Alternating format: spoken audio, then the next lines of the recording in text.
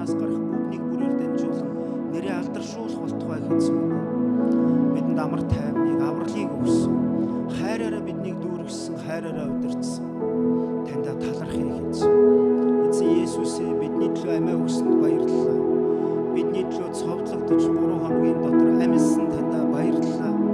Ариун сүнс нь биднийг тайвшруулдагт баярлалаа. Ариун сүнс нь биднийг удирддагт баярлалаа. Ариун сүнс нь бидэнд тусалдагт баярлалаа. Өнөөдрийн үг сургаалаар дамжуулж та чуулганд хандаж үгээ хэлээч. Та үндэстэнд хандаж яриач хийсэн минь. Энэ зогсож байгаа хүнийг бүр бидний ард байгаа гэр бүлүүдэд минь та зааж бас чиглүүлж өгөөч гэж танаас гуйж. Эзэн минь таны үг сургаалыг хүлээн авахд зүрх сэтгэл минь нээлттэй байх болтугай. Сүнс нь таны ариун сүнс нь дуулууртай байх болтугай эзэн минь. Таны үг бидний амьдралыг өөрчлөх болтугай. Таны үг биднийг босгон байгуулах болтугай. Таны үг авралын зар сайн мэдээг энэ газарт дахин тунхаглах болтугай.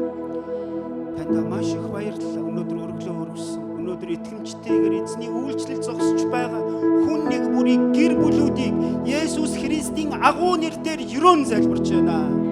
Эзэн үнэхээр өрөөх болтугай. Эзэн гарынхын үлсийг өрөөх болтугай. Эзэн зүрх сэтгэлийнх нь хандлагыг өрөөх болтугай. Эзэн итгэл үнэмшлийг нь өрөөх болтугай. Бүх алдрыг таньдаа өргөж Есүс таны гайхамшигтай нэрээр энэ бүгдийг даатгаж байна. Мөн тунхаглан залбирч байна. Амен. Өдөр хамтдаа дахин чанга алгад тасцгаая. Амен. За сайхан амарсан уу? Суудалтаа сууцгаая. За эзний өдрийн мэнд, амралтын өдрийн мэнд. Орон дулаан цаг, сайхан цаг ирж байна. За тэгэл монголчууд маань хамгийн түрүүнд нөгөө сөрөг юмаа л харах гал ярих гал одоо 22 боллоо нар уцлаа л гэдэг. Зүгээрээ намрын зуны сайхан дэлгэр өдрүүд, намрын сайхан налгар өдрүүд зөндөө үргэлжлэнэ. Тийм бүгдээрээ одоо бас юмыг ингээд мэдхгүй би л одоо өөртөө байнга биш ч гэсэн тэгээ ер нь эзэн байгаа шүү дээ. Бурхан бүх зүйл Бурханы хяналтанд тий байгаль дэлхийг захирагч амьдралын нөхцөл байдал, уур амьсгал, хүний өнгөрсөн одоо ирээдүй бүх зүйл Бурханы хяналтанд байдаг. Энийг байнга тунхаглах юмсан. Ямар ч амьдралд үйл явдал тохиолдсон, процесс үргэлжилсэн сайн ч вэ, муу ч вэ. Бид нар сайн юм тохиолдохоор Бурхан байгаа гэж хашгираад, муу юм тохиолдохоор Бурхан хайчч ба гэж орилдог баймааргүй байгаа байхгүй. Амен. Тэгээ залбиралтайгаа бид нар залбиралтайгаа гэж ярьдаг. Бид нар сүмтэйгээ гэж ярьдаг. Бид нар пастор удирдагч нарынхаа одоо удирдлагаар гэж ярьдаг. Эндээс хамгийн чухал мэдээж бүгдээрээ чухал гэхдээ хувь хүний амьдралд итгэгч хүний амьдралын яг тэр сахилга батанд зүгээр хэрвээ надаас асуувал би хамгийн нэгдүгээр залбирал гэнэ. Залбирал. Яг гэвэл энэ залбирлаар дамжуулж өдөр болгон өглөөч бай, оройч бай, үдэш шүнч бай, зүүд нойрондооч бай 24/7 Бурхантай харилцах боломжтой байт юм аа. Бид нар залбирал гэхээр дандаа нэг тийм хашгирсан чанга дуугаар нэг дүлийн хүнтэй ярьж байгаа юм шиг эсвэл эргэн тойронд байгаа хүмүүс энийг заавал сонсох ёстой юм шиг эсвэл заавал сүмдэр ирээд нэг одоо харанхуу эсвэл одоо хөнгөн өрөөнд ороод залбирал болдго юм шиг бодож болохгүй. Хамгийн чанга залбирал гэдэг бол хүний сэтгэлийн гүнээсээ зүрхээрээ залбирсан залбирал хамгийн чанга залбирал байдаг. Амен. Түүнээс тэр нөгөө сонсогдох, харагдах одоо тэр хэлбэр дүрс дуу чимээний тухай ерөөсөө ч яриа биш. Тэр та зүрхээрээ залбирч чадчих байгаа юу? Сэтгэлээс бүр ёолон байж, сэтгэлдээ тэм байж, дуншин байж гэдэг шиг. Өвдөн байж, хашгиран байж. Гаднаас нь харахад бол хүн их анзаарахгүй байж болно шүү дээ. Энэж өхрөөд явж ээж болно. Зүгээр энгийн өдөр тутмын амьдралдаа ажил төрлөө амжуулаад явж ээж болно. Гэхдээ дотроосоо ингэж ёолон, шаналн, эсвэл бүр баярлаж, талархаж, үгээр илэрхийлэхийн аргагүй тэр харилцааг Бурхантай та өнгөрүүлж чадж байгаа бол энэ жинхэнэ итгэгч хүний амьдрал байна гэсэн үг. Ийм хүмүүс ганцаарддаггүй. Ийм хүмүүс гутрдаггүй. Ийм хүмүүс дутагддаггүй. Ийм хүмүүс гоншхондаггүй. Ийм хүмүүс гомдолдоггүй. Ийм хүмүүс ер нь эргэн тойронд юу болж ийн, хэн таны талаар юу ярьж ийн ерөөсө түвч падлиж байдаг. дотроо үргэлж баяр хөөртөө, дотроо үргэлж итгэл найдварыг тээсэн, дотроо үргэлж болондоо одоогийн нөхцөл байдлыг харахад би юу ч ойлгохгүй байгаа ч гэсэн, тэгтээ бүх юм муугар эргэж байгаа юм шиг надад санагдсан ч гэсэн Бурхан байгаа штэ гэдэг энэ үг хичнээн хүчрхэг үг вэ. Хичнээн гайхалтай тайвшралыг авчирдаг үг вэ. Тийм учраас бүгдээрээ залбирсан хിവэрэ, чуулгандаа хамрагдсан хിവэрэ, нөхөрлөл дунд байсан хിവэрэ, оролцсон хിവэрэ, сонирхсон хിവэрэ, уншсан хിവэрэ, залбируулсан хിവэрэ байцгаая. Амен. Энэ бол бидний итгэлийн амьдрал, энэ сүнслэг амьдрал. Махан бие тэртэргүй тижээгдээд явна. Өнөөдөр өсгөлөнгөөс болоод үлбрөөд өгсөн хүн Монголд байхгүй. Ер нь манай монголчин нэг үе бодвол одоо 90-ад оны үе, 80-ад оны сүүлээр энэ төр бол одоо гуйлгуугаа сууж байгаа хүмүүс маш их байдаг байлаа шүү дээ. Гуйлгуугаа сууж байдаг, энэ тэнд одоо юу гэх юм гутал таслаа сууж байдаг хүмүүс.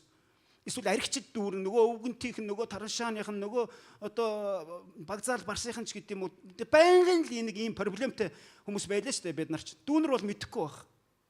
Харин одоо би саяхан бас ингээд харж ирсэн. Яг уу асуудал их байна. Ингээ ярих юм бол зөндөө асуудал ярьж болно. Гэхдээ сайн талаас нь ингээ харах юм бол бас л яг тийм хүмүүс бараг л харагдахгүй, бараг л байхгүй дээ. Өнөөдөр нэг талахгүйгээд нэг хоногийн хоол залгуулчих гад хүнээс юм гуугаа явж байгаа хүн бараг л байхгүй болсон шүү дээ. Энэ бол эзний нэгүсэл гэж би итгэж байгаа. Амен. Энэ бол Бурхны минь хайр, эзний нэгүсэл. Бурхан итгэгч хүмүүсийн залбирлыг хэдэн 10 жилээрээ залбирч байгаа зуучлан залбирагч нар, цооргоод зогсогч нарыг Бурхан сонсож хариулж байгаа тэр үр дүн, үр жимс гэж харж байгаа. Амен.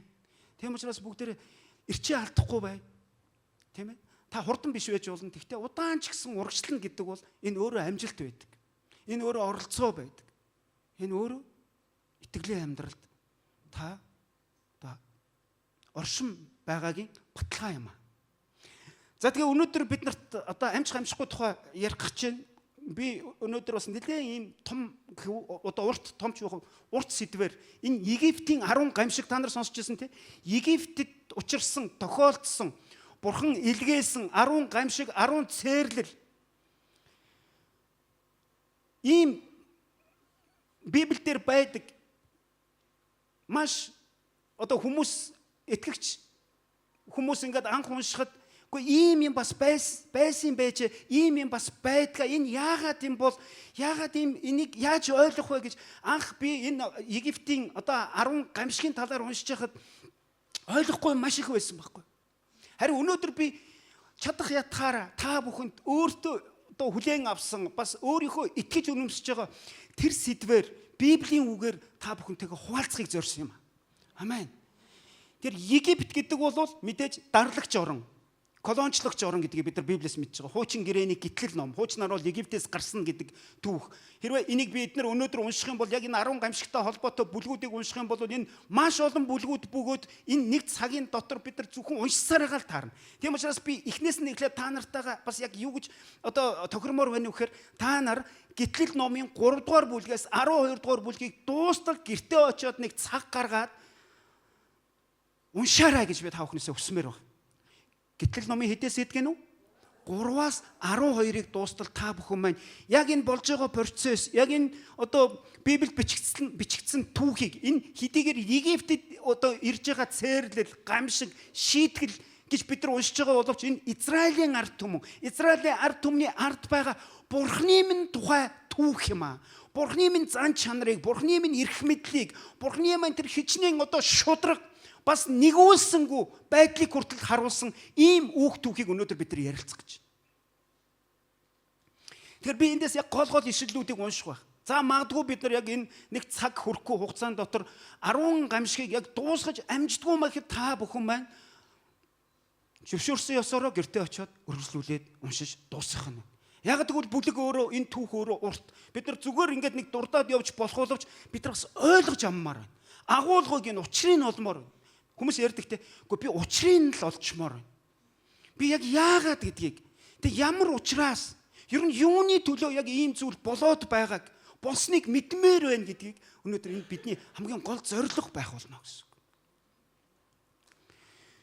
Египет гэхээр түрүүнд би хэлсэн те. Боолчлогч, колончлогч, дарлагч, бусдын хөдөлмөрийг одоо шулагч, мүлжигч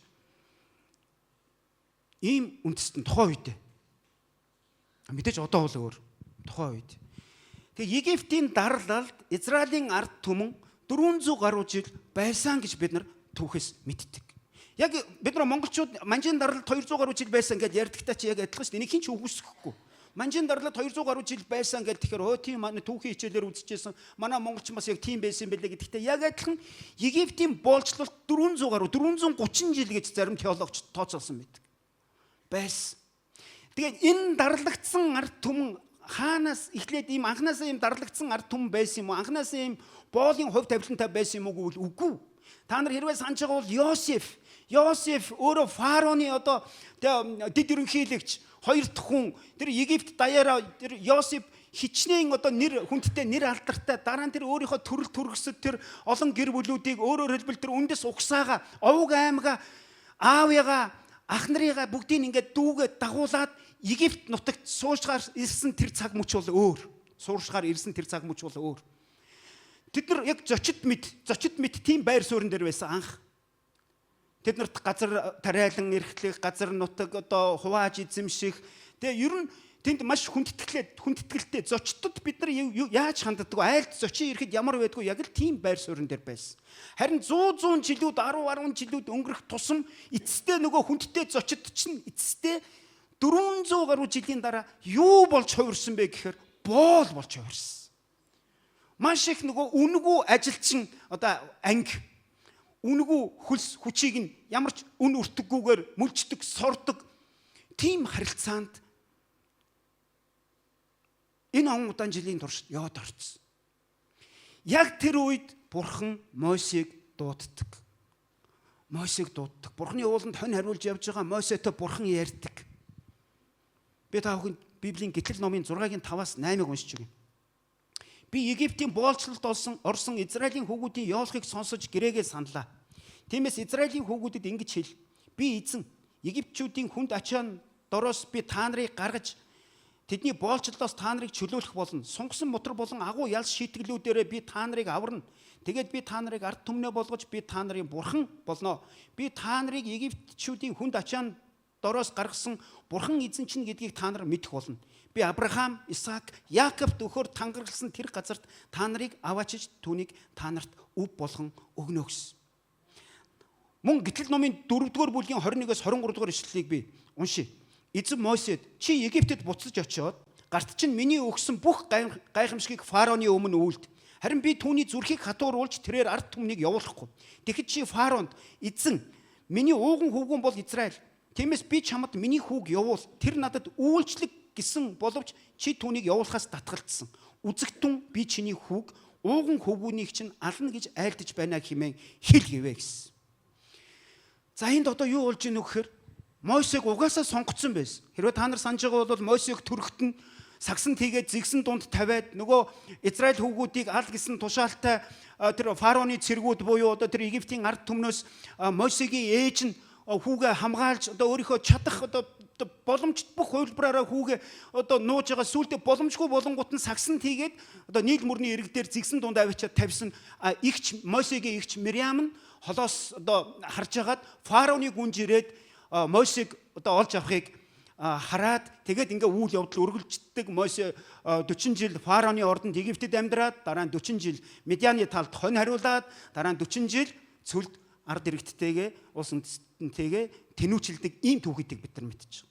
За тэгэхээр Мосе энэ сонгогдсон хүн байна. Тэр тахилч, иш үзүүлэгч, шашны удирдагч тийм үү? Улс төрийн тэргүүн хэн байдаг? Ямар ч байсан 2 сая гаруй энэ ард иргэдийг удирдахаар тэднийг удирдах одоо боолчлолоос Египтийн дарлалаас гаргахаар Бурханаас тушаал авсан, даалгавар авсан нэгэн болсон. Амен. Тэгээ Мосетэй Бурхан уулзж байна. За ингээд ард түмэн над руу хашгирж байна. Би амлалтаа хэрэгжүүлэх ёстой, биелүүлэх ёстой. Одоо хэрээс гэтэрлээ. Тийм ээ тэдний хашгирахыг, тэдний yoolохыг би сонслоо. Миний чихэнд сонсогдож байна. Одоо фарао үнэхээр даварцсан байна. Египтчүүд арай дарлан дээрлэх нь гэхэд те одоо ингээд бүр боолын хөдөлмөр эрхлүүлээ. Тэднэрт газар нутаг зааж өгөөд хөдөө гадаа одоо тоосох зохиулаад агуулгах сав бариулаад хамгийн хүнд хэцүү хүчрэ ажлуудыг энэ фарао миний ард түмнэр уулын надад тахил өргөх, миний нэрийг алдаршуулах, надад үйлчлэх ард түмэн одоо эцэстээ фараонд үйлчилсэн. Тэгээ бүр үйлчлээ зогсохгүй. Тэгээд дуртай хүнээ зодч идэг, алж идэг. бүр тэр этгийн ил удам угслаар нь тэ үндэс угсаагаар нь устгахыг гээд хөвгүүдийг нь хүртэл нийл мөрөнд живүүлэх. Эсвэл их баригч нарт тушааж охин хүүхэд төрүүл үлдээ эрэгтэй хүүхэд гарах юм бол ал гэдэг ийм юм гэж хаа байдаг. Фарао үнэхээр даварсан байна. Египтийн ард түмэн ингэж болохгүй. Анх байсан шиг шал өөр болсон байна. Тэгэхээр Мойсе би чамд даалгавар өгч байна. Чи яваад очиод ингээд тэр фараонд хэл чи гогч шүү. Чи энэ миний ард түмнийг ингэж дарлаж хангалттай ашиглалаа. Хөлс үчийг мүлжлөө. Боолын хөдөлмөр чи эрхлүүллээ. Одоо юу гэдэг. Фараонд очиод хэл тэгээ явуулаа. Явахгүй бол аюултай юм болно шүү гэд. Хилээд тэгээ явуулчих юм бол тэр гамшигуд болохгүй. А явуулахгүй бол одоо яах вэ тэгээд тэр үүлийн үрээ одоо амсах өрх хэрэгтэй болно гэдэг. Ийм агуулгаар Мойсетэй уулзсан. Мойсе анханасаа өөртөө итгэдэггүй тий. Үгүй би одоо ийм удаан ийм хойрог яриатай. Тэгээ надад одоо хүнтэй ойлголцох хил амны ийм баялаг байхгүй ээ би чадах болов гэсэн. Бурхан хэлсэн чи юу хил амыг хэн бүтээсэн? Сонсголыг хэн бүтээсэн? Чам санаа зовох юм юу байгаа гэсэн. Мойсе дахиад тэгтэл бурхан минь. За тэгвэл Аароныг би чиний туслагчаар иш үзүүлэгчээр тийм ээ. Аарон чамайг төлөөлж яриг. Хэрвээ чи гацаад ээрэдэвэл Аарон чамайг төлөөлж яриг. Аарон чиний өмнөөс одоо чиний хэлсэн болгоныг хийг. Аарон чиний ах чинь шүү дээ. Тэгэхэд Библиэд хэлснээр Мойсе 80 настай, Аарон хэд вүлээ? 83 настай байсан гэсэн. Хүмүүс өнөөдөр энэ хэдэн настай хүмүүс сууж байгаа вэ? Бид нар заримдаа ингээл бүх юм өнгөрлөө, гөгсөрлөө. Өчигдөр манай эхнэр битээр орой ингээд хоол идээ сууж явах та. За хоёулаа маргааш өглөө өстө үйлчлэлтэй юм чи эртгэн шиг бошоод өстө яг залуучууд шиг хоёулаа өстө гялс хөдлөөл гарын шүү гэсэн. Би нэгэ шоолоод инээс. Нэрэ залуучууд шиг гэж өөрийгөө хэлэх гэхээр бас те биш одоо битээр чинь 60 төгөж яваа штэ. Тий. Тэгтэл нөгөө бид нар чинь 85 та Калеб тийм үү? 80 та Мосе, 83 та Аарон. Тэгээд энэ хоёрын эгч Мириам. Тэгээд 120 нас хүрсэн байсан ч гэсэн Мойсегийн тэр нүдний хараа түүний бяр чадал яг хിവэрэ байваа гэж Библиэлд хэлсэн байдаг шин. Тэр бүгд бас өөрсдөө урамшуулж явах хэрэгтэй. Үгүй нэр ингээд сүргийн бодоод яхин тэр нөгөө 6 сарын 22-нд нар буцлаа одоо яах вэ гэд ингээд 22 болоогүй байхад сэтгэлээр унаад байдаг. Яг ийм нөхцөл байдалд бид нар бас ингээд нэг өргөтүүлмааргүй байгаа. Тэгээ энэ болгоны ард ингээд муу нэг ингээд эд шууш болгоод хүний амьдралыг, хүний бодлыг тий хүний зүрх сэтгэл бурхантай харилцааг ашиглах одоо бүрэн боломжтой. Ер нь муу ёрын сүнс сатаандтай диаволд бид нар өөрсдөө л ингэж боломж гаргаж өгөөд байдаг. Ер нь муу ёрын сүнс яг ингээд бурхны харьяат болсон, бурхны ард түмнийг, бурхны бүтээлүүдийг яг ингээд нүхэнд түлхээд очиод гутаа маа чи ингээд нисэж өгөх, эсвэл ингээд живж өгөх гэд ингээд түлхэж чаддаггүй л байхгүй. Бид нар өөрсдөө л гар сунгадаг. Сайн байна уу? Нөхөр муу ёрын сүнсэл гэж одоо ингээд оччих гээд байдаг, тийм үү? За энэ ингээд мэдээж хэрэг Мосег дуудчихын. Тэгээ хэлсэн. Тэгээ хүний хэл яриаг хэл амыг хэн бүтээсэн? Сонсголыг хэн бүтээсэн? Чи хэрвээ тэгж одоо өөртөө итгэхгүй байгаад байгаа бол Аароныг би чамд туслуулахаар явуулъя. За ингээ Аарон тэр хоёр даалгавар аваад явдаг. Фараон дээр ирдэг. Фараонд очиод яг саяны зүйлсүүдийг хэлсэн чинь Фарао юу гэсэн гэж? Чиний бурхан гэж юу байдгийг? Ягаараа би сонсох ёстой. Ягаараа би үгэнд дагах ёстой. Явуулахгүй гэж байна. Битээ олон юм яриад чи. Битээ ард иргэдийн чи тархитлахаа өмүүлээд. Мойсе, Аарон та хоёр явж дунд нь ороод ажиллаа хийх гэжсэн. Боолын хөдөлмөрөөр эрхлэх гэжсэн. Гэтэл номын 5:2. Харин Фараон эзэн гэгч хэн болоод Израилийг явуул гэсэн үгийг нь би дагах ёстой. Би эзнийг мэдэхгүй, Израилийг ч явуулахгүй гэж хэлсэн. За эндээс эхлээд нөгөө Фараоны зүрх сэтгэл өөрөөр хэлбэл бурхан мэдчихсэн. Фараоны зүрх сэтгэл хатуу байх болно. Фараон яг буруу ишилсэн сүг шиг те. Фараон тийм бардам, тэрслүү. Тэгээ одоо бурхантай ирнэ юу гэх өөрийгөө ингээд адилхан байр суурьтай гэдээ ойлгоцсон. Бурхны оронд бурхан болцсон. Бурхангүй газрын бомб галзуурна гэдэг шиг яг ийм хүнтэй уулзах гэж байгаа. Таирыг тэгтээ алхамар чи чиглүүлнэ. Таир яг миний хэлснээр очиж хэлнэ. Миний хэлснийг үйлдэнэ гэсэн. Тэгээ ингээд би Египтийг ингээд гамшигт учруулна. Египт будаа болно.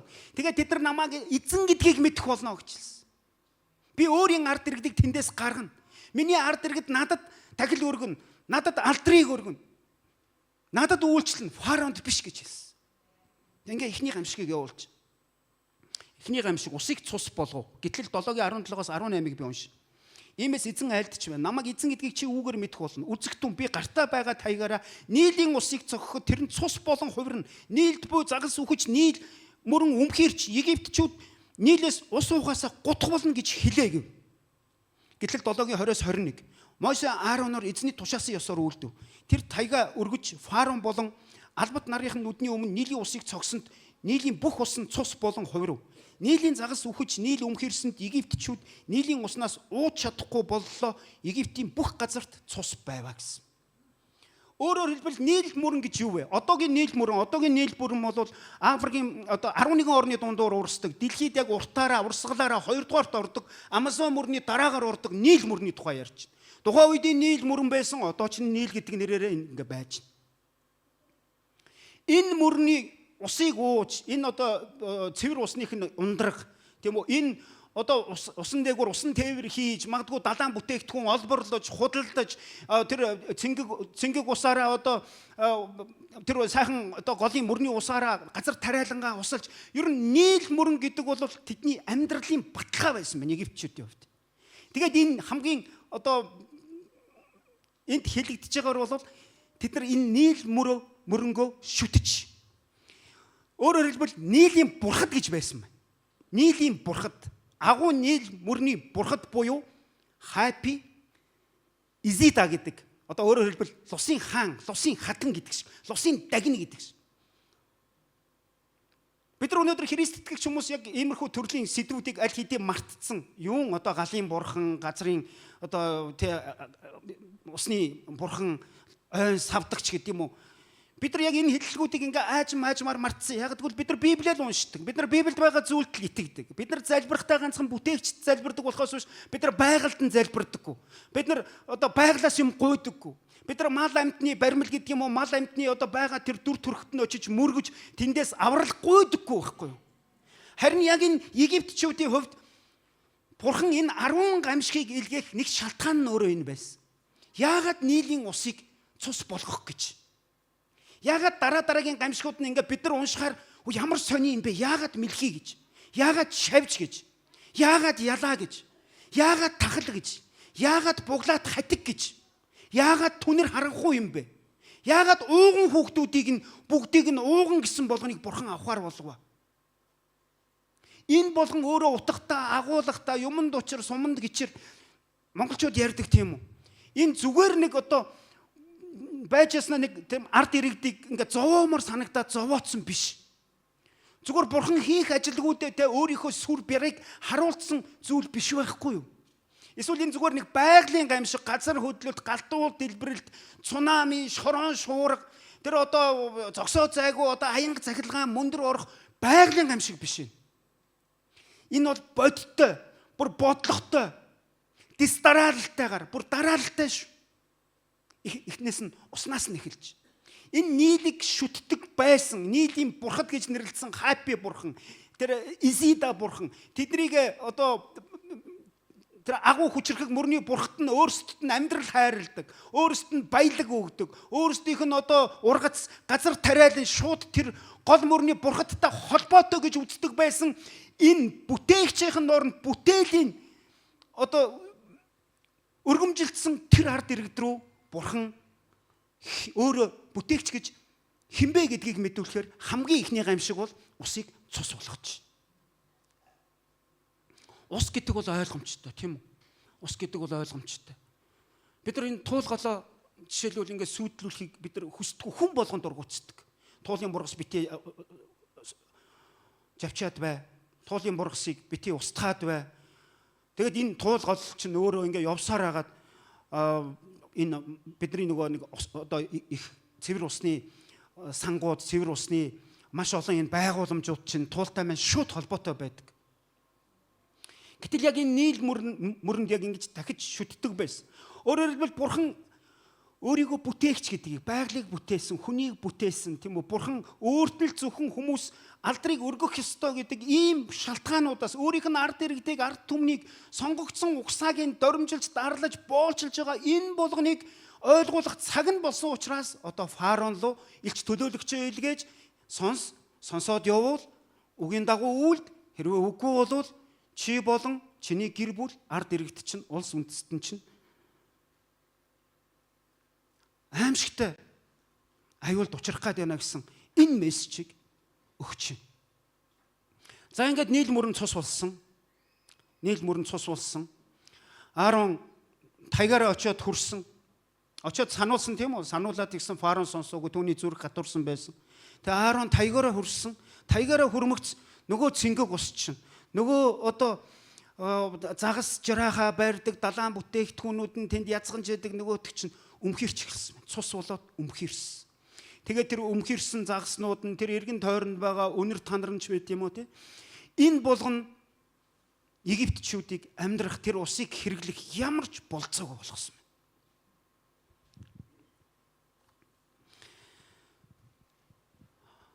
Бурхны 3 зорилго энд байсан болов хамгийн багадаа 3 зорилго байсан болов гэж би өөрөө ямар ч үсэн одоо ингээ уншаад залбирч байхдаа ингээ бодож байгаа байхгүй. Нэгдүгээр ууган хүүг минь чи явуулаа. Миний ууган хүү. Ягаад чи мэдгүй Израилийг ууган хүү гэж нэрлэсэн. Ууган хүүг минь явуулаа. Чамд үйлчлэх биш надад бол чи надад үйлчлэх ёстой. Гэтэл чи боолчилж байна шүү дээ. Та бидний ууган хүүг. За ууганч бай, охинч бай, дундч бай, багч бай хүүхдийг хин нэгэн хүн хаа нэгэн газар дарлаж, мүлжилж одоо боолчилж байгааг бид нар сонсох юм бол бид нар яаж одоо сэтгэлээр хямарч бид нар байгаа бүхнээ зарж үржиж байдаг юм уу? Эсвэл байдаг бүхий л арга чаргаа хэрглэж хүүхдээ аврахын төлөө эцэг хүний хувьд эцэг их хүний хувьд бол явна үсттэй. Тэнд одоо очиж тэмцэлтэн үсттэй.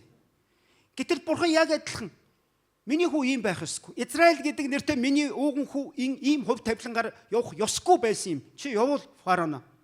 Нэгдүгээр, хоёрдугаар фараон. Чи хүн штэ.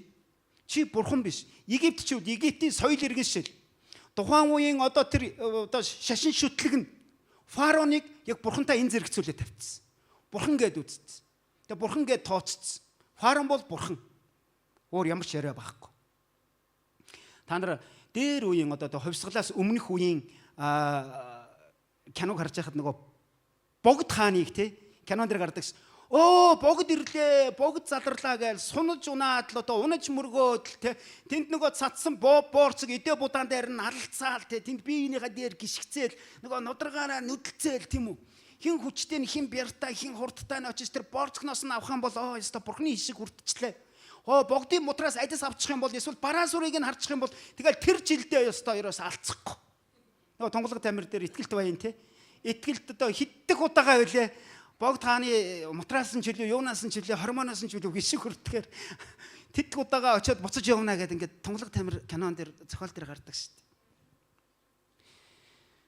Яг энтэй адилхан бурхан нэгдүгээр өөрийнх нь ууган хүүг тарчлааж, тамалж, тэ үр унцаар нь, удам мөчлаар нь таслах гэж оролдож байгаа тэр оролдлого бурхны уур хилэнг бадраач. Хоёрдугаар хүн өөрөө бурхан болцсон байгааг тэнд харж чинь. Бурхан мэд шүтүүлж, бурхан мэд одоо дээдлүүлж, бурхан мэд аяглаж, айшилж, авирлж байгааг бурхан хараад энэ шитгэлүүдийг өгч чинь. Гуравдугаарт бүтээгчт нь биш. Дандаа бүтээлүүдэд нь нөгөө байгальд нь мал амьтанд нь тийм үү одоо бүр хорхоо шавжийг хүртэл тэд нар одоо ингээ сахиусаа болгоцсон шүтэнэ болгоцсон эмэг бүгэж хийцэн хүзүүний зүйлт болгоцсон биднийхэр бол одоо машиныхаа толон дээрээс зүүцсэн ч байдаг юм уу тийм үү авдрыгаа хоймор дээр залцсан ч байдаг юм уу ийм явдлууд нь бүр энэ замарцсан завхарцсан алиа алдсан энэ явдлууд нь Египтчүүдэд маш олон шүтэнүүд байсан.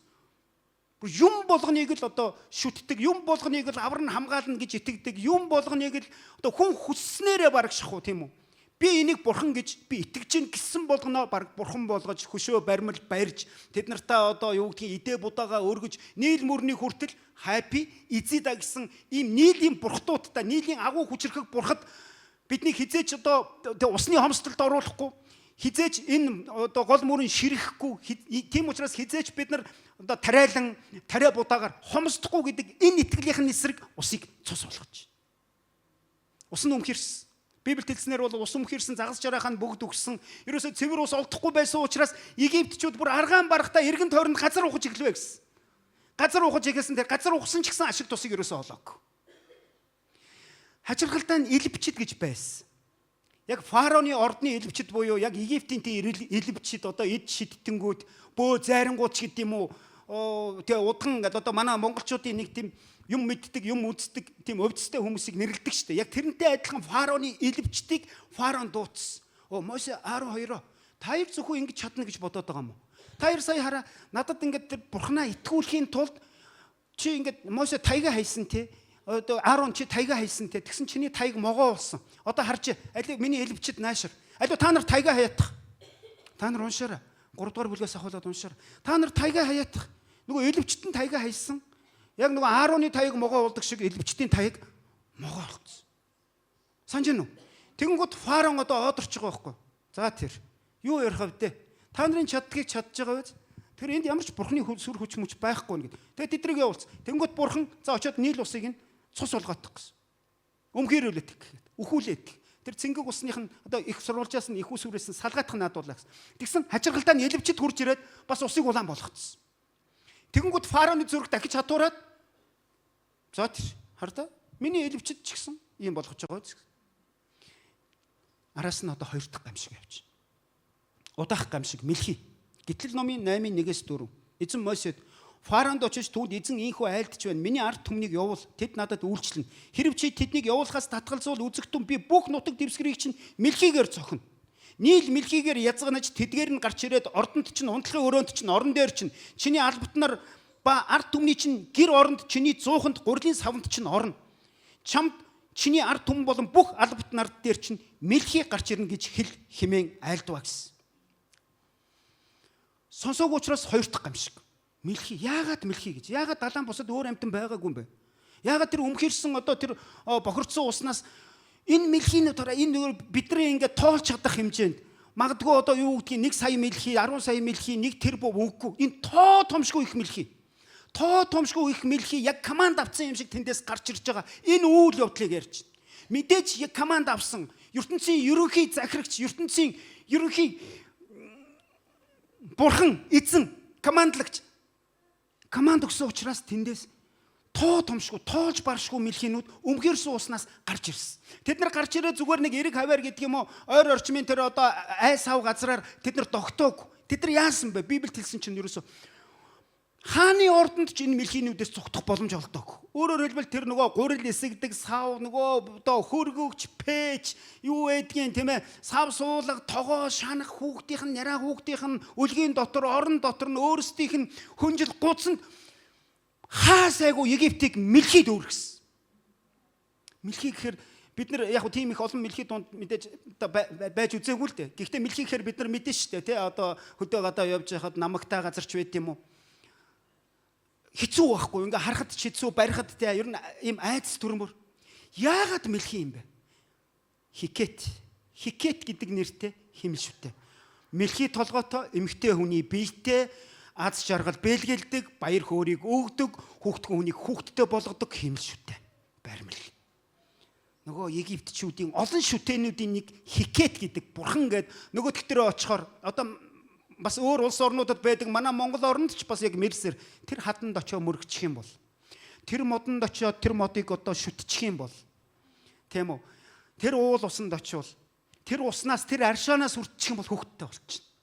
Гэхдээ одоо ч гэсэн ингээд улс үндэстнүүдэд ингээд байж идэг ийм одоо шашны зан үйл мухар сүсэг энэ бол итгэл үнэмшил биш шүү дээ. Энэ бурханд итгэж байгаа итгэл үнэмшил биш. Ийм төрлийн зүйлсүүдтэй маш болгоомжтой харилцах ёстой. Харилцах шаардлагач байхгүй. Хикет гэдэг яг ийм хиймэл шүтээ, ийм мэлхий толгойтой хүний биетэй ийм шүтэнтэй. Тэгээд энэ шүтэн тэгээ нөгөө одоо мэлхий гэхээр энэ шүтэн харагдаад байдаг, санагдаад байдаг. Энэ зүйлийн эсрэг фараон усыг цус болгосныхоо дараа фараоны зүрх хатуу хэвээрээ ард иргэдийг нь явуулахгүй шийдвэр дээр баталгаатай зогсож байсан учраас тэр өмхөрсөн усан дотроос мэлхийнүүдийг тэр бумаар нь бөөмөд тэр тоо томшгүй болон мэлхийнүүдийг гаргаж ирсэн байна. Яг энэ үед фараон худлаа ярина л да. Энэ худлаа ярина. Гэхдээ энэ Мосе Аарон хоёроос гуйж байгаа. Юу гэж гуйсан гэж? Гэтэл 8:8. Мосе Аарон нурыг фараон дуудаж надаас бас миний ард түмнээс мэлхийг зайлуулаач гэж эзнээс гуй. Тэгвэл би ард түмнийг явуулж эзэнт дахил өргүүлье гэж хэлсэн гэсэн. Нөгөө элбчт нь мэлхийг гаргаад ирсэн. Элбчт нь усыг улаан болгочингуудаа хардаа манай элбчт бас над харуулта нөгөө түл нь ингээ хит ингээд таг маягаараа догсон чинь догсон газараас нь мэлхийнүүд гараад ирсэн. Мэлхийнүүд гараад ирж байгаа. Харин гэхдээ тэд нар гаргаж ирч чадсан боловч усыг улаан болгож чадсан боловч буцаагаад цэнгэг болгож чадаагүй. Мэлхийг гаргаж ирч чадсан боловч мэлхийг буцаагаад оруулж ирч чадаагүй. Тийм учраас Фараон хурж ирээд тэр хоёрыг дуудаж ирээд за өстө уучлаарай би тийм жоохон тэнэгтчлээ. Энэ мэлхийнүүдийг зайлуулчих төхөө гэсэн. Тэгээд окей хизээ маргааш. Яагаад маргааш гэж. Тэр аимшигтай мэлхийн дотор нэг шүний битэл нэг хормыг те нэг мөчийг чи өнгөрүүлэхэд маш хэцүү байгаа мэг Фараон юу гэж хэлж яах нөхөр маргааш гэж хэлж байгаа байхгүй. Нөгөө л найдлага, нөгөө л одоо бардам зам, нөгөө л одоо энэ бурхан биш байхаа. Заримдаа тэгдэг шүү бид нар. Мэдгүй энэ яг бурхан мөн болов? Бурханы үсэл яг ийм байгаа юу? Би яг өөрийнхөө ингэж хийвэл илүү хэлбэр дөхөм илүү ашигтай байх гэдэг. Гэтэл ингэж зөвлөгөө авахар гэдэг юм уу залбируулахаар эсвэл миний дотроос нэгэн дуу хоолой ариун сүнсний дуу хоолой үгүй хүлээ болохгүй энэ яг одоо биш шүү. Энэ ер нь чиний хийх ёстой зүйл биш. Чи энээс эргээрээ гэдэг ах юм. Өөрөөр хэлбэл Фараон яасан бэ гэхээр маргааш гэж хэлдэг нөгөө элевчтэй л найдаад байгаа байхгүй. Нөгөө бөө удгандаа л найдаад байгаа байхгүй. Нөгөө дүүлэн дахиад домноод гэдэг юм уу дахиад тэндээ ид шидээ харуулад тийм үү. Эсвэл одоо тэр альва ид шидээ ард ер нь сатан л байдаг л да. Тэрэнд найдаад байгаа. Тэгээд ингээд маргааш гэд эднийг ингээ өөрсдөө оруулах юм бол ард түмнийг нь явуулахгүй. Ер нь би яаж явуулах юм бэ? 2 сая энэ үнгүй ажиллах хүч. Үнгүй би мүлжиж байгаа. Ямар ч өртөг төлөхгүйгээр цалин олохгүйгээр мүлжиж байгаа 2-2 сая ард иргэд энэ барилга байгууламжуудыг те энэ ордон харшиг барьж байгаа тоосго зогж байгаа хөдөө хээр одоо тариалан эрхэлж байгаа мал хариулж байгаа 2 сая ийм сайхан үнгүй юмыг би яаж зүгээр явуулчих юм бэ? Тэгээд ч миний элевчд наад таягаач могоо болгож чадчихээн усыг ч улаан болгож хувиргаж जैन мэлхийг хүртэл гаргаад ирлээ штэ. Юу ч гэсэн залдчих уучлаарай би одоо ингээд шийдвэрээ өөрчлөё. Тэгтээ маргааш гэсэн. Харин маргааш нь гэхдээ нөгөө мэлхийнүүд нь хаа сайгүй тэд нар буцаад ус руугаа ороог. Харин тэд нар тэр Египтийн газар нутгаар хаа сайгүйгээр үхсэн. Үхснийг нь нөгөө египтчүүд өөрөө ингээд овоолж ирсэн. Овоолсон гэж Библиэлд байна. Үхсэн мэлхийнүүдээр дүүрвэ. Үхсэн мэлхийнүүдийн тэр сэг зэмийг египтчүүд болон одоо тэнд байгаа амьдарч байгаа ард иргэд түүнийг ингэж энэ тэнд овоолоо гэсэн баг. Тэр үнэр та нар тэр одоо агаар туслын замаар тэр халдвар тархах бүх одоо шалтгаан яг энэ өмхирсэн уснаас гарч ирсэн мэлхийнүүд тэдгэрийн сэг зэмээр одоо энэ ард иргэд тэнд яаж амьдрах юм бэ? Тэгээ халуун орон. Аимшигтай юм болж байгаа. Тэгсэн ч гэсэн Фараон хэлсэндээ байгаагүй. Одоо 3 дахь гамшиг. Дэлэнч. Гэтэл номын 8:16-аас 19. Гэтэл номын 8:14-аас 15 дээр нөгөө мэлхий хүмүүс тэднийг цуглуулж овоолсонд газар өмхирчээ. Гэвч амар амгалан болсныг Фараон үзээд зүрхээ хатууруулж эзний айлтсанчлан тэднийг сонссонгүй. Бурхан хэлсэн шүү дээ. Наадах чинь гимшгүй дээ. Зүрхээ хатууруулсан хэвээрээ байна доо. Гэтэ яах вэ? Одоо өөрийнхөө одоо үүллэг одоо ингээл үргэлжлүүлээд одоо үүрээд явах нь дээ. 3 дахь гамшиг дэлэнч. Гэтэл 8:16-аас 19 эзэн Мосед Ааронд таягаа сунган газрын тоос шорог цох тэгтэн тэр нь Египтийн нутаг даяар дэлэнч болох болно гэж хэмээв. Тэд тийхүү үйлдэв. Аарон тоёг барьсан гараа сунган газрын тоос шорог зогхоход хүм малд дэлэнч шавав. Египтийн нутаг даяар газрын бүх тоос шорон дэлэнч болон хувирчээ. Илвчид илбэрээ дэлэнч гаргах гэж оролдсон боловч тэд үүнийг чадсангүй. Дэлэнч хүм малд шавав. Илвчид Фаронд энэ бурхны хуруу байна гэж хэлжээ. Фароны зүрх хатуурж эзний айлтсанчлан тэр тэднийг сонссонгүй гэсэн. За нөгөө газрын тоос шороог бид нар мэднэ тий. Тоос шороо ингээд тоос бужигнаад явж байдаг. Дараагийн гамшиг нь тэр тоос шороог Аарон таягаараа зохих хэрэгтэй болсон. Таягаараа зохингууд нөгөө тоос шороог бид нар тоолж чадахгүй. Тоос шороог бид нар одоо хямгадаж тий хумч чадахгүй. Тэр тоос шороо дигдэнгүү тий тоосны ширхэг нэг бүрэн дэлэнч буюу яг бид нар дэлэнч гэхээр зүгээр нэг малын өтг бууцны дээгүүр эргэлдчихэд жижигхэн хорхоо биш. Энэ болохоор шумуул маш харгис маш хурдтай хүнийг одоо хайр найргуу хатгадаг ийм шумуулын тухай ярьж. Өөрөөр хэлбэл бид нар ярьдаг Африкийн шумуул, Сэлэнгийн шумуул, халах голын шумуул. Монголчууд бол халах голын шумуул гэхээр тэр нутаг зүгийн хүмүүс бол мэдчихэж байгаа. Бүр ярьдаг байсан. Тэ цэргийн аль пааж исэн хүмүүс хүртэл заримдаа бүр бүхэл бүтэн том үхрийг хүртэл шумуул бариад үхрийг унгаж исэн тийм түүх хүртэл ярьдаг. Энэ бол би үнэн гэж бодож байгаа. Ер нь тийм том шумуулуудад хацчихад тэр нь маш их өвддөг, маш их овоож товоодог, тэгээ өрөвсдөг ч байд юм уу те. Тэндээсээ болоод халуурдаг.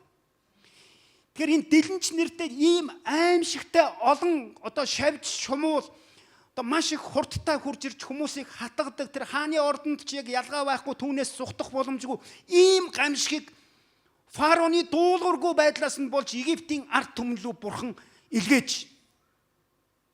Та нар боддоо. Тэгэд яг энэ дээр болохоор нөгөө элевчт нь өмнөх тохиолдлууд шиг чадсан гэсэн үү? Чадаагүй. Тэгэд юу гэж хэлсэн бэ гэхээр Фараон төлөхтэй энэ бурхны хуруу байна үнэхээр. Энэ бурхны хуруу байна. Тэдний болтол тэд нар фараонч тэр, элевчтэнч тэр итгээгүй л явсан байгаа байхгүй. Та нар боддоо. Тоос шорооноос шавж за амьтаа юм бий болно гэдэг чинь амьдрал үйлдвэрлэгдэж чинь гэсэн үг. Элевчин гэдэг бол зүгээр л нэг одоо тэг гайхшруулагч, сонирхолжуулагч болохоос биш, бүтээгч биш шүү дээ. Бүтээгч биш. Амьдрал үйлдвэрлэгч нь амьдралыг бий болгох чинь зөвхөн бурхан байхгүй юу? Амен. Тэм учраас тэд нар чадаагүй. Тоос шорооноос дэлэнч байтугай тэд нар юу ч бий болгож чадахгүй. Харин бурхан тоос шорооноос хүнийг хүртэл бий болгосон. Хэрвээ та нар санаж байгаа бол бидний өвөг дээдс бидний одоо анхны хүн Адамыг тоос шорооноос шавраар бүтээвэ гэсэн. Яг адилхан бурхны мотор, бурхны хуруу энэ тоос шороонуудыг таягаар зохимогц энэ аимшигтай шумуулууд болгоод тэгээд тэр Африкийн одоо халуун газрын тэр шумуулууд хүм малд нь шигдэж бүр тисхийн аргагүй тийм өвдөлтүүдийг бий болгосон гэсэн. Энэ 3 дахь гамшиг юм. За ингээд ч фараон сонсоог. Энээс улбаалаад мэдээж 4 дахь цээрлэл, 4 дахь гамшиг. За бид нар мэдээж харуулангийн амжихын тулд та нар гэртээ очиод уншина гэсэн амлалт өгсөн байгаа шүү. Хэдээс хэдийн хооронд үлээ? Гэтэл номын 3-аас 12-ыг дуустал уншаарай гэсэн тийм. Пастор нь болохоор яг гол одоо ишлэлүүдээ уншаад бүгдээрээ бас ойлгохын тулд яагаад ийм юм болоод байгаа юм бэ? Яагаад ийм одоо дэлэнч байгаад байгаа? Яагаад дэлэнч түрүү мэлхий гэсэн. За тэр мэлхийний толгойтой хүний биетээ энэ одоо шүтэн байгаа тэрийгээ одоо харж одоо илэрээд нөгөө бүтээгчийг бол үгүйсгдэг байсан тэр шашных нь эсрэг тэр зан үлийнх нь сүсэг мухар сүсгийнх нь эсрэг явуулсан гэсэн. Дэлэнч яагаад вэ? Дэлэнч энэ ялаа энэ шумуул яагаад вэ? Өөрөөр хэлбэл тэр газрын тоос шороо гэсэн. Газрын тоос шороо. Заримдаа монгол хүмүүс ч гэсэн яг ингээд бид нар ингээд бодох юм бол санах юм бол тий газар харагдах тийм үү? Газарт одоо сүүн өнтер тусаагаад л тий газарт их ач холбогдол өгөөд л одоо энэ тэнд газар авахтаа байдаг юм уу? Тариалан талбай эрхлэхтэй ч байд юм уу? Ямар нэгэн газартай холбоотой юм дээр очиод л зан үйл хийчих гээд байдаг хөөхгүй. Будаа цацаад л сүүмөөргөөд л сэржимжиж мэржимдээл те нөгөө чинь сэржим гэдэг үгийг хэлж чадахгүй болсон юм шүү дээ. Амен. Тийм учраас тэр газарт шүтээд байдаг. Газрыг дахиад байдаг. Газрыг аргадаад байдаг. Тэр байгалийн тэр үзэгдэл, байгалийн одоо доор нь байгаа, дээр нь байгаа баялагийг бурхнаас илүү ач холбогдол өгч байдаг тэр байдалд нь за тэгвэл наад тоос шороонууд та нарын наад нөгөө хикет бурхан чинь та нарын нөгөө хайпил та нарын нөгөө изида нөгөө одоо энэ газрын галын бурхан ойн лус савдаг юу байдгийг хадны манга тэр болгоны чи эсрэг би гамшгуудыг явуулаад хин эднийг захирддаг юм бэ гэдгийг харуулад. Дараагийнх нь 4 дахь нь бөөн ялаа гэсэн. Гэтэл 8:20-24 эзэн Мосед чи өглөө эрт босож харагтун фараоныг усанд ирэхэд өмнө нь очиод түүнд эзэн ийхүү айлдж байна. Миний ард түмнийг явуул тэд надад үйлчлэн. Хэрв чи миний ард түмнийг явуулахгүй бол үзэгтэн. Би чамд болон чиний албатууд ард түмд чинь бас танаа гэрүүдэд бөөн ялаа явуулна. Египтчүүдийн гэр орон мөн тэдний газар нь бөөн ялаагаар дүүрнэ. Харин тэр өдөр би ард түмнийхөө байгаа Гошен нутгийг тусгаарлаж тэнд ямар ч бөөн ялаа байлгахгүй. Ингэснээр эзэн би энэ газар нутгийн дунд байгаа гэдгийг чамд мэдүүлэх болно. Би өөрийн ард түмэн ба чиний ард түмний хооронд зааг тавина. Энэ тэмдэг маргааш болох болно гэж хэл хэмээн айлдваа гэсэн. Эзэн тийхүү үйлдэжээ. Тоо томшгүй бөөн ялаа фараоны ордон болон албат нарын гэр Египтийн бүх газарт ирж бөөн ялаанаас болж газар сүйтвэ гэсэн. Дахиад нөгөө шавьчтай холбогдчих. За энэ бөө ялаа гэдэг нь бункрийн ялаа биш. Бидний мэддэг ялааны алуур бариад хоньс нь очиод зохиод тонжлогчдөг ялаа биш. Энэ бөө ялаа гэдэг бол нохоо ялаа гэдэг нэрээр одоо ч гэсэн яг одоо энэ шинжлэх ухаанд бүртгэгдсэн ийм аимшигтай. Одоо бид нар зүгийн хэдгэн гэж мэднэ те. Зүгийн хэдгэнд хазуулцлаа, зүгийг татгуулцлаа, авраараа эмнэлэг байна уу гэд. Яг энтэй адилхан ийм тоо томшгүй. Цунами мэт бөө ялааг. За шумуу чамд Багдад байна уу те. За тэгвэл маа ханийг Чи яагаад ингэ миний ард түмнийг явуулдаг юм бэ? Чи 400 гаруй жил чи боолчилсан шүү дээ. Гэтэл чамд энэ шумуул энтер бол зүгээр ер нь юу ч биш юм байна. За тэгвэл чам руу нохоо ялаа буюу бөө ялаа гэлгээ гэдэг. Энэ юутай холбогдож байна вэ гэхээр Египтчүүд тэр цэвэр цэмцгэр байдрыг нөгөө нэг цагаан малгай өмсгөл цагаан нөгөө нэг ийм цагаан хувцаар хийсэн урт палаш тэр одоо цэвэр цэмцгэр байдалтай Египтчүүд маш их ач холбогдлогддог. Энэ тоос болчих. Энд нэг тол болчих. Миний нөгөө нэг шкаф дүүрээс солих нөгөө одоо өмсгөлүүдийг гаргаад тэр энэ цагаан юм чинь энэ жоохон өлөн хэр суудсан. Тэр нь бараг л бас нэг юм шүтэн шахуу болцсон. Тэр нь бараг л шахуу нэг юм зан үйл. Тэр нь бараг тэндээ ингээд маш их анхаарал нь төвлөрдөг, ач холбогдлогддог ийм зүйл болцсон байсан. Тэгээ энэ ялаа нөгөө өмнөх дэлэнчээсээ илүү аюултай. Яагаад гэвэл энэ ялзарч байгаа бодисын эрдэс бодисоор хоололдог. Тэгээд ирээд бас хатгахтаа бүр тийм үхлийн аюултай хатгуураар хатгадаг ийм аимшигтай ялаа. Тэгээ нөгөө нэг их нөгөө цагаан нөгөө эрхэмлээд байдаг нөгөө цэмцгнээд байдаг нөгөө цагаан юм тэр чигээрээ нөгөө хатгуулсан цусны толб за нөгөө мэлхийн сэгзэм одоо юу гэдгийг нөгөө үгсэн амтны сэгзэмээр хоолсон шумуулуудаас арай ядаж салж исэн чинь дээр нь нөгөө ялаанууд ирээд хатгаад ингээд хүн харахын мал амтангуу хүн харахын эцэсгүй тийм болж хувирсан. Нөгөө агуу бурхад хайчч ба. Нөгөө шавжны дүрстэй. Өөрөөр хэлбэл яг энэ одоо дэлэнч болон энэ ялаа тийм үү яг энэ ялаа энтрийн бас дүрстэй ийм сахиус тэд нар хийж үйлдвэрлэж тэднийг одоо зүүдэг ч юм уу те эмэг бүгж болгодог ч юм уу өөрөөр хэлбэл шүтэж болох юу вэ бүтээгчээс өөр шүтэж болох юу вэ бодож олох юу вэ тэр болгоныг л шүтэн болгочдөг тэрний нэг нь бас л хорхоо толгойтой шавжин толгойтой хүний дүрстэй баримл. Египтэд бол ийм баримлууд, ийм одоо бэлгэдлүүд бол 80-аар зөндөө байсан. Бүгд өөрөө гэсэн нэртэй. За ингээд нөгөө газарт шүтдэг, нөгөө одоо уул усанд мөрөгдөгч байдаг юм уу те. Эсвэл одоо амьгүй тэр бүтээл, эсвэл амьтаа ч гэсэн яг ингээд тэрийг одоо ад шаргал авцардаг, тэр одоо баялаг бий болгодог, тэрэнд ингээд мөргөөд байх юм бол өвчин эдгэрдэг гэсэн болгоных нь эсрэг бурхан гамшгуудыг илгээж. Хамгийн эхлээд нөгөө цэвэр усыг нь цус болгосон тоосонгүй, сонссонгүй. Дараа нь тэр өмхөрч уснаас нь мэлхийнүүд гаргаж ирээд тэнд хуурсан фараон явуулаа гэсэн. Тэгээ мэлхийнүүдийг өхүүлээд уул овоо болгож овоолоод ингээд фараоныг явуулах юм байхтаа гэсэн фараон израильчуудыг явуулаагүй. Тэгэнгүүт нь за тэгвэл дэлэнч гэдэг гамшигар фараоныг одоо сахилгажуулах гэсэн бас болсонгүй. Дараа нь бүр энээс аимшигтай нөгөө ялзарсан организмын эрдэс бодисоор хоололдог. Тэгээд өвчин тараадаг, халдвартай өвчин тараадаг. Одоо халдвартай өвчнүүд маш их штэ энэ шавжнаас болоод. Нөгөө бид нар чи саяхан хүртэл 19-20 онд сарсан багваханаас ковид корона гарчлаа гэж бөө юм болсон биз дээ. Яг адилхан штэ. Одоо ингээд ийм таргун дахал гэж байна, шууны ханиад гэж байна, SARS, гахаан юу ч үлээ. Тэ ингээд гахаа хавдруулв. Ингээд мал одоо тэр малын гаралтай гэдэг юм уу мал амьтнаас ингэж үүсдэг тэр нь хүнд халддаг ийм аимшигтай өвчнүүд одоо хүртэл байгаа байхгүй байгаа. Яг үүнтэй адилхан энэ гамшгуудыг ард иргэдийнхэн дээр одоо ийм аимшигтай зүйлүүдийг эзэн буулгасаар байхад л фараон ямар бардам юм бэ? Ямар тэрслүү юм бэ?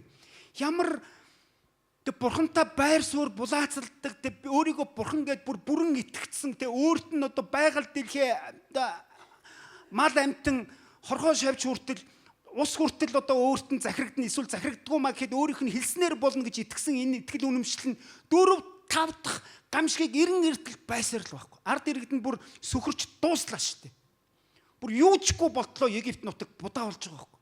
Бүх тоос шороо ялаа болно гэдэг чинь юу гэсэн үг юм бэ? Шумал болно гэдэг чинь. Бүр аимшигт. За ингээд ахаал зүрх нь хатуурсан. Газар сүдсэн гэсэн. Тоо томшгүй бөөн ялаа фараоны ордон болон албат нарынхын гэр Египтийн бүх газарт ирж бөөн ялаанаас болж газар сүйдэв. Газар нутаг Египт будаа болж байгаа юм. Бид нар өөрсдөө ингээд төсөөлөхөөр юун ажил хөдөлмөр эрхлэх, юун орондоо ороод амар тайван одоо унтаж нойрсох, юун хоол ундаа ингээд тухтаа сайхан идэх. Тэгээ хүүхдүүдээ ингээ харахаар л энэ тэнд ингээл бүлдрүү говдруу болцсон те ингээл одоо халуураад л бүлээрээд л нөгөө дүүл нь ингээд өрөвсөөд л яаж тэр аимшигтай энэ бүхний ард тисэж үлдэх вэ? Хичнээн үргэлдэжсэн бэ? Хичнээн сэхэл авахгүйгээр тийм үү? Эмнэлгийн тусламж авч чадахгүйгээр хичнээн зүгээр л тэнд өндөр халууралтаасаа болж юм уу? Эсвэл одоо тэр халдвараасаа эдэ бэрнээсээ болж тэнд үхчихсэн бэ? Тэр мал амтан, хүн амтан шумуул малыг хүнийг ялахгүй шүү дээ. Ялангуяа тэр дэлэнчнэр бол маш хурдтай, маш одоо хатуу харгас хатгсан бол ер нь тэр одоо үхлийн тийм аюултай. Тэгээд тэр нь болохоор амтны яг арьсан доор өндгөө шахдаг гэж байгаа юм. Өндгөлдөг. Хөхөгчин амтны арьсан доор өндгөлөж тэндээ шимэгчлэн амьдардаг гэсэн. Ийм аимшигтай гамшгуудыг явуудахад нэг хүний тэнэглэл, нэг хүний бардамзан, нэг хүний ийм буруу итгэл үнэмшил, нэг хүн өөрийгөө бурхан гэж бодцсон. Би босс. Надаас өөр хинч байхгүй. Би л чадна. Яг надтай энэ зэрэгцэд гарч ирж энийг хийчих хүн байхгүй дээ ер нь. Яг уу би зүгээр нэг өнгөрөхгүй л дээ. Гэхдээ л харъя. Ингэдэг хүмүүс байдаг шээ. Бурхан минь битэл бүгдээрээ яг ийм одоо зан чанартай болчих үү дээ. Манайхан амьд үгээ сонсож байна уу? Энэ биднэрт өнөөдөр сургамж байхгүй. Чи өнөөдөр хэнийг шүтээд байна? Чи юунд найдаад байна? Чи юун дээр их ач холбогдол өгч байна? Наадах чинь яг тэг хүн юм уу? Хөрөнгө юм уу? Эсвэл одоо чиний баялаг юм уу? Мал ахуй юм уу? Эсвэл энэ сайхан одоо байгалийн одоо үзэсгэлэн нар юм уу? Нар гэхээр бид нар шиний нэгний өглөө одоо хэмрийн овоо дээр гарч байгаа нар мандахыг харна гэж тийшээ чинь зүгээр өстө хөлтөөнө хөлгөж хөлгүүн мөлхдөг үлөө. Тэгээ ингээд л одоо наадмаар ч юм уу шиний нэгэн цагаан сараар ингээд тэр нарыг итгэж бид нар ярьдаг те. Үгүй эн чи өдөр болгон өглөө болгон манддаг нар тэр юугаараа онцгой байгаад байгаа юм бэ хүмүүсээ. Битээ тийшээгээ дагаж одоо салбарнаад байгаа ч. Тэр нарыг харлаа гэж таны амьдрал өөрчлөгдөхгүй. Яг Египтчүүд тийм байсан байхгүй. Нарны бурхантай. Ра гэдэг нэртэй. Бүгдээ Ра гэж хэлэхгүй. Ра бурхан, нарны бурхан. Одоо энэ тэр түнэр харанхуу гэдэг энэ шийтгэл дээр гарч ирнэ. Ингээд шийтгээд байхад чинь л улмал гүжүүдлээд байдаг. Ингээд зодогдох ингээд хүүхд ингээд одоо заримдаа тэ эцэг эхчүүд нь ингээд тэ загнаал байхангууд улмал зөрүүдлэл ороолгонгууд нь өстой яадгийн тэгвэл зодвол зодохгүй юу? Өстой би ойлгохгүй мэдүү. Би өстой шийдвэрээ өөрчлөхгүй. Яг энтэй адилхан юм шиг. Улам илүү чанга ороолгоод л байхдаа улам илүү шүдээ цуугаад ингээд нүднээс нь нулимс мөмөр. Би хүүхдэд тэгж зоддгүй шүү. Та нар андуурч. Өөрөө бол тэгж зодуулж явсан. Социализмын хүүхдэд чинь тэгэл ер нь деграм тэ айхтар одоо диктатур юу гэдгийг. За энэ бол шал өөр сэдв болоо авчлаа гэсэн. Тэгтээ хараа ингээд улмал гүжөөд, улам ингээд өвтгөөд байхад, хохроогоод байхад, улам өөрөө ингээд өөрийнх нь буруу энэс өөр одоо шийдвэрийг эцэг ихэнд гаргахгүй гэдгийг мэдсэн хэрнээл гүрийгээд улам чаашлаад байдаг. Ингээ хүүхдтэй зүрлэх юм бол хүүхдтэй зүрлэн гэдэг бол дэндүү хөнгөн юу энд бүр амар юм болж байгаа шүү.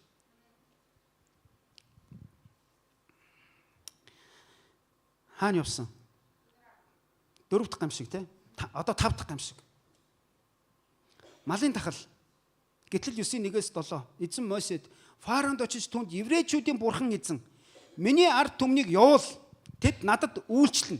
Хэрв чи тэднийг явуулахаас татгалзаж барьсаар байвал үзэгтэн эзний мотор хээр байгаа мал сүрэг адуу илжиг тэмээ үхэр хон дээр чинь аимшиг тахал өвчнөр буун. Харин эзэн Израилийн мал болон Египтийн малыг зааглаж Израилийн хүүгүүдийн бүх малаас нэгэн ч өгөхгүй гэж айлдаж байна гэж хэлээ гэв. Эзэн маргааш эзэн үүнийг энэ газарт үйлдэнэ гэж тодорхой цаг товлов. Дараагийн өдөр эзэн үүнийг үйлдсэнд Египтийн бүх мал өөхөв. Харин Израилийн хүүгүүдийн малаас нэгэн ч өгсөнгүй. Фарон хүн илгээсэнд үзэгтэн Израилийн малнаас нэгэн ч өгөөгүй байв. Гэвч Фароны зүрх хатуурч ард түмнийг явуулсангүй гэсэн. Дахиад нөгөө одоо мал, нөгөө үхэр, илжиг, адуу, тэмээ, хонь энэ болгонлоо чинь би тахал. Одоо тахал гэхээр бид нар боом өвчин гэж мэдэх үү? За малын боом өвчин, малын шүлхийн өвчин, өөр ямар нэр төрлийн өвчнүүд байдаг. Одоо манай баруун аймагуудаар яг энэ шүлхийн өвчнөөс болоод өчигдөр зургатаар орой урсдаг зараар гарч ирсэн. Ус аймаг лөө, аль аймаг лөө наадам хийхгүй гэсэн шүү дээ. Ховд илүү. Ховд ус ч үлээ. За баруун аймагт энэ ийм аюултай байх. Монгол төмний хувьд наадам гэдэг чинь юу үлээ дээ те? 93 наадам, наадмын хуушуур, сайхан нөгөө айраг, гүүгээ барих. Энэ малын өвчин ийм аюултай байхгүй. энэ малын тахлаар бүх малыг нь цогссон бурхан. Яагаад гэвэл дахиад нөгөө шаардлагууд. Миний ард түмнийг явуул. Тэд нар надад үйлчлэн. Тэд нар надад тахил өргөн. Чи ингэж болохгүй. Чи бол бурхан биш, чи фараон. Тухайн соёл иргэншилтэд фараоныг яг бурхан мэд шүтдэг байсан учраас фараон бүгдийг одоо өөрийнхөө хүсснээр хийж болно, тушааж болно. Хүмүүсийг одоо явуулахгүй байх хэрэг нь өөрт нь байгаа гэж буцсан хിവэрэл байгаа байхгүй. Тэгсэн малын бас нөгөө шалтгаан. Малыг бас бурхад мэд шүтдэг ийм шүтэнтэй Апис бурхан. Бухын толгой, бухын бие, бухыг ингээд бас бурхан гэж шүтдсэн. Одоо үргэлжлэн гэж хэлэх үү? Эсвэл одоо өнөөгийн 21-р зуунд бас яг ийм зүйлийг яг би 2004 онд юм байна. 2004 онд би энтгэгт явж байхад харж байсан байхгүй. Үхэр ингээд яг замын голоор явж байхад үхрийг хөөж тууж замаас гаргах хүн баг байх. За лавл би л тэгж ажилласан. Гэхдээ тэгээд наадхаа ингээ хөөгөө замаас манайх бол тэгж замын гол дундуур үхэр баагаад явж байвал бид нар хүүшээ ямар байлаар заваа юм бэ? Аливаа шилбүр байна уу, мод байна уу? Зайлч хөж гээл те. Ингээ хөөгöd энтгэгт бол бас яг бүгдээрээ биш байх л да тийм чинь 1.5 тэрбум одоо тийм хүн амтай газар чинь янзан бүрийн тоо томшгүй болон бас ийм одоо шүтлэг байдаг бах. Тэнд лалч байгаа, христч байгаа, тэгээ хинди шашинч байгаа. Тэгээ бас янз бүрийн ийм одоо үхэр мал амтныг шүтдэг ч гэдэм юм уу. Бүү мэд судлаач биш учраас мэдэхгүй байна. Тэгэхээр яг энд тухайн үеийн Египтэд Апис нэртэй яг энэ бухыг шүтдэг байсан. Та нар санаж байгаа нөгөө Египтчүүд цүлд явж байхдаа Мосег ингээд бурхантай уулзах гад явцсан хойгуур нь алтан туул бүтээсэн байсан шүү дээ. Яг энэ Египтийн энэ нэг юм яваад байгаа байхгүй юу? Тэр өнөөдөр бид нар хүүшээ энэ авдран дээр байгаа гуйлан бурхан алтаар байна уу, мөнгөөр байна уу, уралсан энэ тугал, үхэр, бух. Энэ биднийг хамгаалах уу? Энэ биднийг аврах уу? Энэ биднэрт мөнхийн амь насыг өгөх үү? Эцэст энэ бух надад хайртай юу? Намайг мөргөж алнууц гэхээс биш. Энэ надад хайртай гэдэгт би л эргэлзчихье. Тийм биз? Тэ нэг бурхан гээд ингэ шүтнэ гэдэг бол эргээл нөгөө бүтээлт нь. Бүтээгчийн үгүйсгээл бүтээлт нь. Энэ бурхтын эсрэг нөгөө нэг тэ одоо өөрсдийг нь аварна, өөрсдөд нь ашиг тусаа өгнө, өөрсдийг нь одоо юу гэдгийг эрүүл аз жаргалтай амьдруулна гэсэн болгоно будаа болж байгааг харсан. Нөгөө нийлийн агуу бурхад бүтээгчийн эзэнд бүтээгчийн өмнө хинч биш юм байна гэдгийг тэд нар харсан шүү дээ. Үнхэрсэн уснасаа. Тийм үү? Гих мэтчлэн. Ямар ч ашиггүй хинт чирэггүй зүйлүүд болоод хувирцсан. Нөгөө амьтад нь аим шиг болоод хувирцсан. Ягаад тэгэхээр тахал гэдэг бол нөгөө идэ байр, нөгөө одоо юу гэдэг ус одоо эврэн холцорч ундаг ч юм уу. Аимшигтай тахалт бүх малын өртүүлсэн харин ганцхан Гошен нутагт байгаа Израильчуудын мал сүргээс үнчин ишиг, үнчин тугалж, үнчин хурагч үргэдээгөө гэсэн. Ямар ч мал өгөхгүй. Дахиад нөгөө фараон чинь хашраагүй. 6 дахь гамшиг. Буглаат хатиг. За та нар дагуулад харж байгаа. Энэ микрофон ингээд яагаад тах юм те? Эргээд цохиод ах юм. Бэлгээ. Лайвер зүгээр сонсогдож байгаа болов? Лайвер сонсогдохоор л яг юм эргээд цогч байгаа энэ төр жоохон эвгүй байж магадгүй. За дуугийн жоохон авч болно шүү. За 6 дахь гамшиг буглаат хатиг гэсэн. Гитлэл номын 9:8-аас 12. Эзэн Мосе Аарон орт зуухны үнснээс 2 алгандаа дүүргэн авч фараоны нүдний өмнө Мосе түүнийг тэнгэр өөд цацаг. Тэр үнс Египтийн бүх нутагт тоос болж түүнээс Египтийн нутаг даяар хүм малд буглаат хатиг халдна гэж айлдав. Тэд зуухнаас үнс ам фараоны өмнө зогслоо.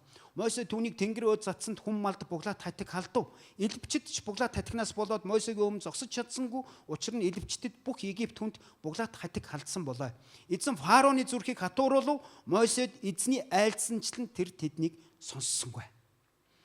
За одоо нөгөө мал нь ингээд тахлаар будаа болоод үргдээд одоо Израилийн малаас бусад малнууд бүгд үхэж тэнд өвчлсөн болвол дараагийн дуулуургүй байдлаасаа болж дараагийн гамшиг нь хүм малд хоёуланд нь буглаат хатиг. Өөрөөр хэлбэл хүмүүст одоо энэ хатиг идээд өрөвсөлч гэдэг юм уу те хүний нэг ингээд одоо хааны газар хатиг гарчхад бид нар одоо ч гэсэн тий ингээд хатиг гардаг шүү дээ. Биеийн дархлаас үлдснээс болдог ч юм уу. Эсвэл жоохон хүнд нөхцөл ингээд ажиллаад одоо нойргоо моргоо явцсан хоол нойр муутай болсноос болоод хатиг гарчдаг. Бүр нэгэрч зогсдоггүй тий. Нэг гарвал 7 гардаг чивлүү ингээл ийм айгүй төвхтэй.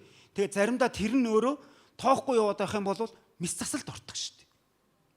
За ийм буглаат хатиг буюу ийм аимшигтай өвчин.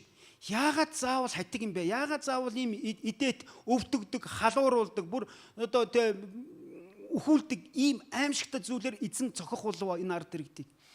Тухайн үеийн соёл иргэншилт, Египт гэдэг бол шинжлэх ухаан, ангаах ухаан, инженерийн шийдлүүдээр тэр бусдаас лаг байсан байхгүй. Яста бүгд мундаг одоо эмч домч нар тийм үү? Барай засалч нар ч байдаг юм. Яг өнөөдрийн бидний хэллэгээр шүү заяа. Одоо тэр мундагчул нь Египтэд байдаг гэж үздэг. Эмч нараа одоо эсвэл тэр одоо пирамид барьсан пирамидын одоо тэр одоо юу гэдгийг дизайныг гаргасан тэр тэднийг бас яг бурхад шиг тэднэр дээр маш их өндөр ач холбогдол өгдөг. Харин буглаат хатихаар дамжуулж бурхан тэднэрт юуг ойлгуулж байгаа вэ гэхээр нөгөө шинжлэх ухаан, нөгөө ангаах ухаан, нөгөө инженерүүд, эмч нар тэднийг өгөөсгөж байгаа юм биш. Одоо ч гэсэн бид нар ийм мундаг мэрэгжилтэй зүрх судасны мис засалч нар тийм үү? Янз бүрийн одоо төрөл чиглэлээр ийм гайхалтай эзний нэгүслэр тийм үү? Бурхан зөвшөөрсөн учраас ийм мундаг боловсрол эзэмссэн эмч багш нар одоо урлаг спортынхан ч байдаг юм уу? Инженерүүд маш гайхалтай хотуудыг одоо барьж байгуулдаг зураг одоо төслийг нь гаргадаг зохион бүтээгч нар байгаа. Гэхдээ Египтчүүд тэд нар дээр дэндүү их ач холбогдол өгсөн. Тэг бурхныг ерөөсөө бурханд залбираад эдгэр нь чөлөөлөгдөн, бурханд залбираад урт удаан насыг аавна, бурханд залбираад одоо юу гэдгийг амьдралын одоо махан биеийн бүхий хэрэгцээнүүдийг хангуулна гэдэг ойлголтоос илүү нэг бол хүнийг бурхан гэж шүтцсэн. Тэрний эмч байна уу одоо хэн байна уу те хүнийг эсвэл фараоныг бурхан гэж шүтцсэн. Эмчийг бүгдийг мэднэ, бүгдийг чадна, амь насыг уртсгана гэж шүтцсэн ч байдаг юм. Эсвэл мал бүр сүултээ шавжны толгойтой одоо тийм шүтэнүүдийг хүртэл ингээд одоо бүтээсэн. Эсвэл зүйлт хийсэн тэрүүгээр. Эсвэл газар шороо тэр усныхаа лусынхаа хаанда хатанда одоо уулын савдагтаа, ойн савдагтаа мөргөдөг ийм болгоныхон эсрэг бурхан. Нэгдүгürt мэдээж өөрийнхөө ууган хүүг чөлөөлөх гэж. Ууган хүүг явуул чи хүний хүүхдийг даралдаг хин бэ чи. Чи хүний хүүхдийн хөдөлмөрийг чи хөлс хүчийг чи үнгүү ингэж өөрийнхөө одоо эрх ашигын төлөө өөрийнхөө хүүхдүүдийг ажилуулахгүй. Наад Египтчүүдэд боолчлоо чи. Наад Израилийг явуул. Наа чи миний ууган хүү байгаамаа гэж. Гэтэл номны 4 бүлэг дээр хэлсэн. 4:23 дээр хэлсэн. Наа чи миний ууган хүү гэж хэлсэн. Хоёрдугаар би бүтээгч. Та нарын наад шүтээд байгаа юмнууд чинь бүгдээрээ миний гарын урын бүтээлүүд. Та нар ягаад наадхаа яг бүтээгчээ авч яачаад оронд нь ингээд шүтээд одоо эдэ будаага өргөөд сэржмээ өргөөд тийм үү? Эсвэл наана одоо хадаг яндраа уяад хамаг одоо овгоо авчирч өмнө авчирч одоо арц хүчээ бидний ойлголтоор ингээ ууглаад байгаа. Бүтээгч нь би байна. 3 дугаарт фараон уучлаарай. Чи ялгаагүй л миний бүтээл шүү дээ. Чи өнөөдөр яг хөө чиний хариуцлага те чиний одоо байр суурь, чиний албан тушаал, чиний эрх ям бусдаас өөр л байгаа юм багаз. Тэгтээ чи бурхан биш шүү дээ. Тэ чи бурхан биш. Чи эхлэлтэй төгсгөлтэй одоо цаг дээр амьдардаг хүн. Битгий галзуур.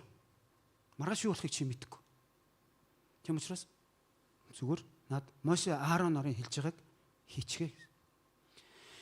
Ингээ бодохоор энэ зүгээр нэг өнгөрсөн үеийн түүх Библи одоо хуучин гэрээний үеийн түүх ярьж байгаа юм шиг боловч өнөөдөр бид нар бас заримдаа хүмүүс тэгж амьдарч байгааг эсвэл өөрсдөө ч бид нар магадгүй тэгж амьдарч ирсэн баг те эзэнтэй танилцахаас өмнө. Түрүүн би хэлсэн шүү дээ сэржим гэдэг үгийг хэлж чадхаач болцсон байна. Тийм ээ би бас ер нь жоохон хэцүү амьдарсан шүү. Хэцүү гэдэг нь яг юу гэдэг жоохон сахлах батгүй амьдарсан. Та нарын зарим нь бас миний гэрчлийн трийг сонсч байсан бол. Сонсч байсан баг тийм. Их тийм сахлах батгүй гэж хэлчихэ та одоо хамгийн зөөлнөр бол. Гэхдээ хараа. Фараонч вэ? Таач вэ? Би ч вэ? Бид нар вэ? Нэг ийм үгийг битээ мартаач. Хүн хизээч үхэхгүй юм шиг ингээм амьдарсаар байгаад гинт үхэхдээ огт амьдраагүй юм шиг үхдэг. Юу ч үхдэг гэсэн үг. Ойлгож байна. Хизээч үхэхгүй юм шиг ингэж галзуурч, даварч тий. Бардамнаж фараон шиг амьдарчаад дараа нь үхэхдээ огт амьдраагүй юм шиг. Юу ч байхгүй. Тэ тийм яриа байдаг тий. Оршуулгын газрын баян талигаач гэж байдгүй маа. Оршуулгын газарт хамгийн баян талигаач гэж байхгүй. Хамгийн боловсралтай талигаач гэж байхгүй. Хамгийн эд хөрөнгөтэй энэний хараа энэний эд хөрөнгө нь тэрнийхээс илүү юм байна гэж хэлэх боломжгүй. Дахиад хэл. Хизээч амьдрахгүй, хизээч өхгүй юм шиг бити тэгж аяглаж амьдраарай. Нэг л өдөр огт амьдарч байгаагүй юм шиг нүцгнээрээ шалтнаараа буцхуулаа шүү гэж. Фараон тийм л биш. За манайхаа амжих юм уу? Дөнгөж 6. Буглаа татиг. За эзэн фараоны зүрхийг хатууруул Мосе эзний айлдсанчлан тэр тэднийг сонссон. 7 дахь гамшиг аянга мөндөр. Гэтэл 9:18-аас 21. Үзэгтэн Египт үүссэн цагаас хойш өдий хүртэл үзээгүй хүчтэй мөндрийг би маргааш энэ цагийн орчимд оруулна. Одоо тиймээс хүн илгээж мал сүрэг хээр байгаа бүх юма аюулгүй газар аваач. Гэрт хорогдлгүй хээр үлдсэн хүм мал бүгд мөндөр буухад үхнэ гэж айлдаж байна гэж хэлгэвэ. Фараоны түшмэдийн зарим нь эзний үгнээс айж боол ба малаа гэртээ бөөгнөлөв. Харин эзний үгийг ойшоогоогүй нь боол ба малаа хээр орхив. Гэтэл 9:24-өөс 26. Тэнд үндэстэн үүснээс хойш байгаагүй аимшигт мөндөр Египтийн бүх нутагт оров. Мөндрийн голд гал үргэлжлэн захилж байла. Египтийн нутаг даяар хээр байсан хүм малыг бүгдийг нь мөндөр цохив. Мөн тариалангийн бүх ургамлыг цохиж хээрийн бүх модыг хугачив. Зөвхөн Израилийн хүүгүүдийн амьдарч байсан Гошен газарт мөндөр орсонгүй. Амен. За тэгээд дараагийн энэ гамшиг те дуулуургүй байсны ард иргэдийн явуулаагүй байсны гамшиг болохоор энэ 7 дахь нь аянга мөндөр. За энэ зүгээр нэг бидний мэддэг мөндөр байгаагүй. Энэ машины цонх хагалдаг, хүний толгой бондоолгодог мөндөр биш. Энэ галтай мөндөр. Өөрөөр хэлбэл бороо амар аянга захилж байхад аянга буусан газар заримдаа мод шатчихэдэг те. Айлын байшин шатдаг юм уу? Эсвэл тэр аянгад өртсөн хүн тогон цохиулаад үнс нурамч болох юм уу? Өөрөөр хэлбэл энэ мөндөр Египтийн бүх нутгаар орсон. Египтийн бүх нутгаар орохдоо тийм аянга захилгаан тийм мөндөр гэхээр уул нь ус хүйтэн зүйл гэж бид нар ойлгон. Гэтэл энэ бол гал. Мөндөр буусан газар болгон галтай мөндөр буучсан баг. Тэгээ бурхан дандаа урьдчилан сануулсан. Энд 3 газар л 3 6 9-р тэр гамшиг дээр л бурхан шууд очиж Египтийг сөөрүүлжсэн болохоос биш. Бусдад нь бүгдээрэнд нь Мосе болон Аароноор дамжуулж хүм малаа татаарай. Жишээлх юм бол энэ 7 дахь гамшиг дээр хээр талд байгаа хүм малаа боолуудаа аваарай. Мөндөр цохиулвал хинч юу ч үлдэхгүй шүү гэсэн.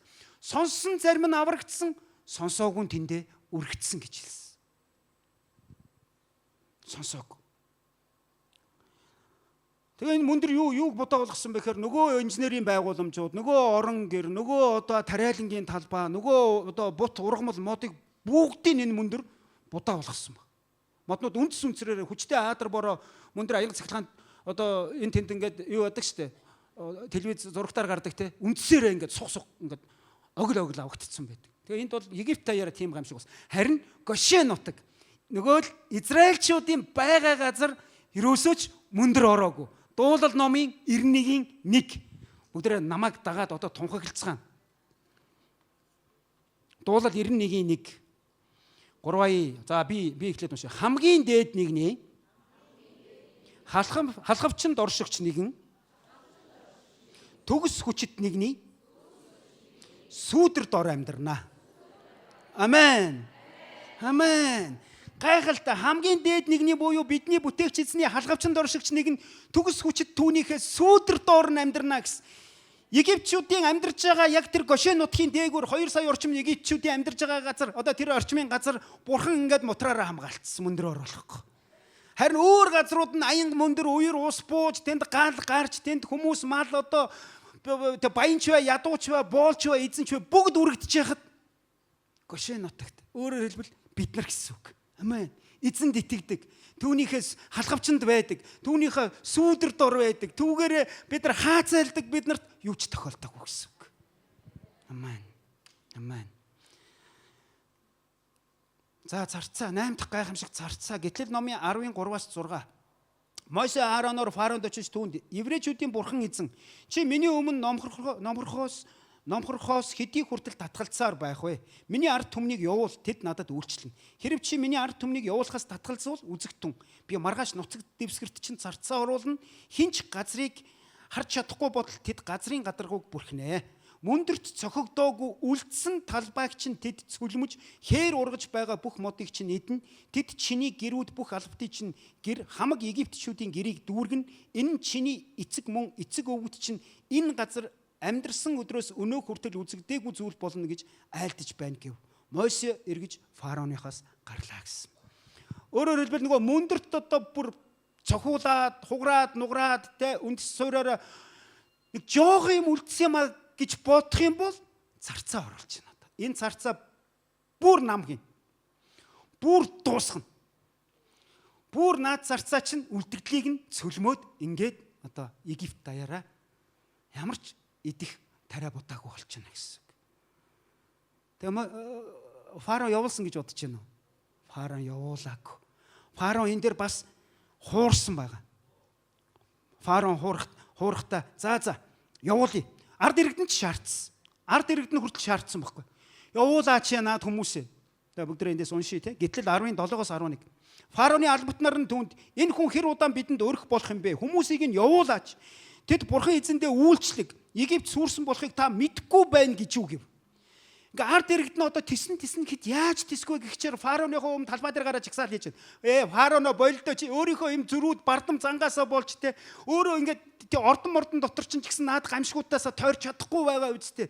Одоо явуулаа бүр гай наад бүр лаймаа явуулнаад ард иргэдийн. Тэгэнгүүт нөгөө фараон чинь худлаа үнэн Мосе 12-ыг дуудаж ирэнгүүтээ за ер нь ингээд би явуулъя. Гэхдээ ирчүүд нь явчих гэсэн.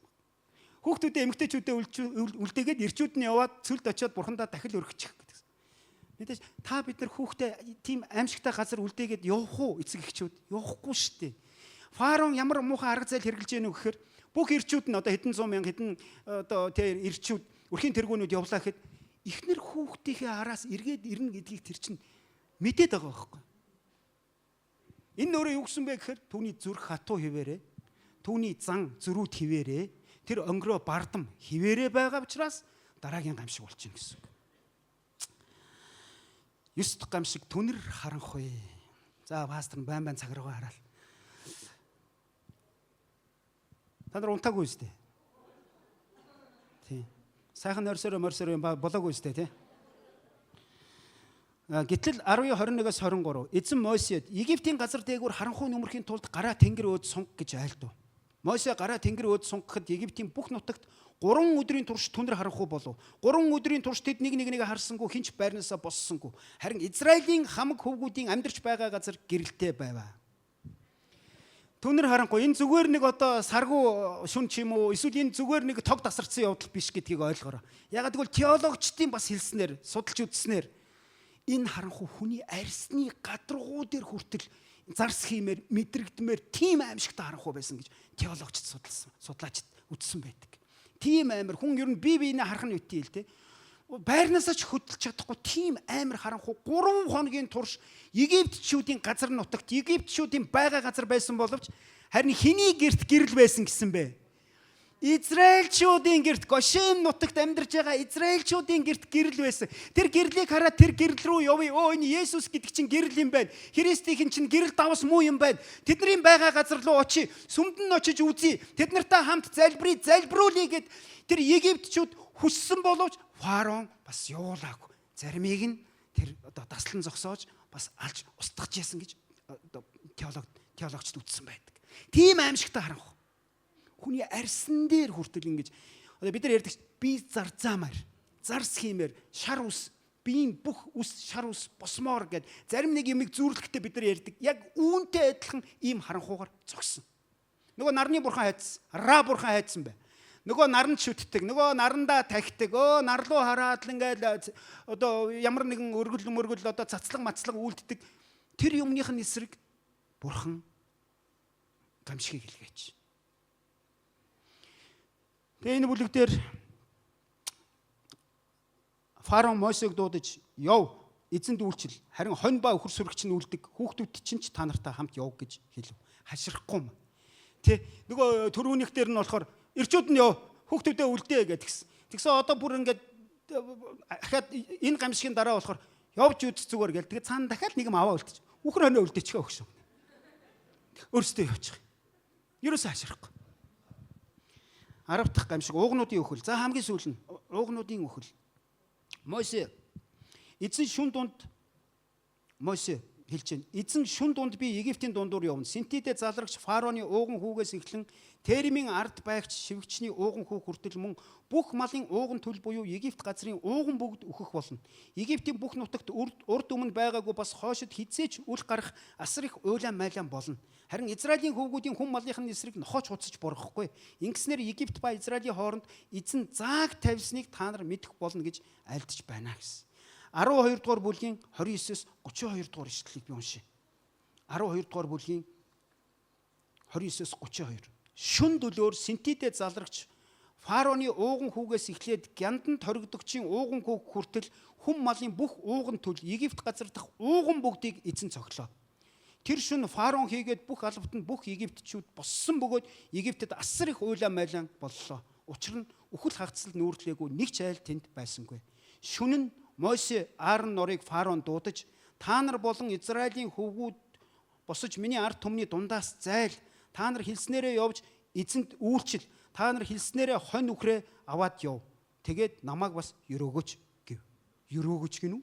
Бүх юм алдчихад. Бүр будаа бас байхгүй.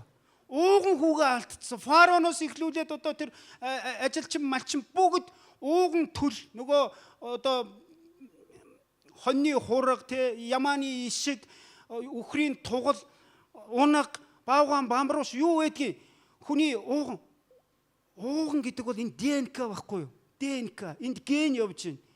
Ууган гэдэг ууган хүүдээр Библиэд хэлснээр бол ерөөл оршдог. Энэ болгоных нь эсрэг ууганнуудын үгүй хийчээж фараон эцэст нь яв зайл үхрээч ав хонооч ав малаа туугаад гар ихнэр хүүхдээ ав баг эд баялаг үгүй явцгааг ингэн ингэтлээ ингэж одоо хүн одоо ингэж хаширна гэж байх уу. Тэгээ эцэст нь намайг бас өрөөгөөч гिचчээ. Бүх байж болох бүх хараалыг авчиад тий.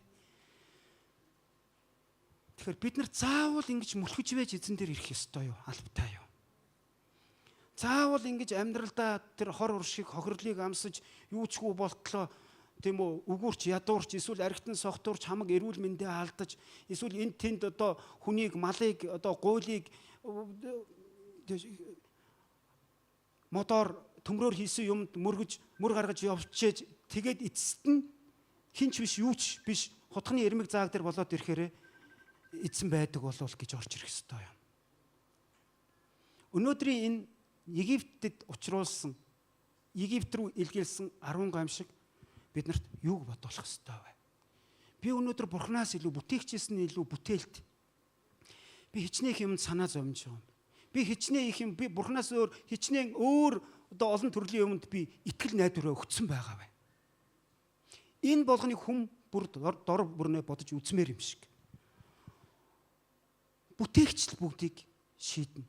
Бүтээгчээс бүх сайн сайхны ивэл өрөөлийн гол урсна. Их сурвалж нь тэр өөрөө юм аа. Тэр биднийг хайлтал, бэлхтал бидний хэрэгцээтэй шаардлагатай бүхнээр хангах чадaltaй эз. Бид нар ямар ч мал амьтанд эсвэл ямар ч уул овоонд ямар ч лус савдагт мөргөх шаардлага байхгүй. Ирж хайж явах шалтгаан байхгүй. Бүгд хамтдаа суудлаас авсцгаа. Халелуя. Бүгд хамт залбирцгаая эзний өмнөр. Эзэн бурхан минь танд баярлалаа. Энэ өдрийн үг сургаалаараа дамжуулж та биднийг дахин ятгаж дахин биднийг ухааруулж өөрийн замаар хөтлөн дагуулахыг өөрийнхөө үгээр биднийг өөрчлөхийг хүсэж байгааг бид нар хүлээн авч байна гэсэн мэт. Бид Монгол их орныхоо төлөө залбирч, бид Монгол ард иргэдийнхаа төлөө, бид Монгол ахмад настан буурлууд өвөг дээдсийнхаа төлөө. Бид ирээдүйн бидний хойч үе залхамж халаа, хүүхэд багчууд, өсвөр залуучуудынхаа төлөө танаасаа гон залбирч. Бүтээгч эзэн таныг минь таньж мэдээсэн. Тантай минь уулзаж, учирч, таны харьяат, таны албад, таны дагалдагч болох шийдвэр гаргаасан. Монгол хүмүүр, Монгол айл бүрт Бурхан эзэн гэрэлтээс. Бид бүтээгчээс өөр юмыг шүтхийг хүсэхгүй. Бид нар өнөөдөр бүтээгчээс өөрийг эрэлхийлж байгаа. Тэр Монгол хүмүүс энэ дэлхий дээр амьдарч байгаа. Ялгаа байхгүй. Бурханаар бүтээгдсэн хүн бүрт авралын зар сайн мэдээ хүрээсэй гэж залбирч байна эзэн минь. Эзэн минь та өнөөдөр өөрийн хүүхдүүдэд хамгаалаарай. Биднийг буруу явахаас, биднийг буруу алхаж гисгэхээс та хамгаалж өгөөрэй.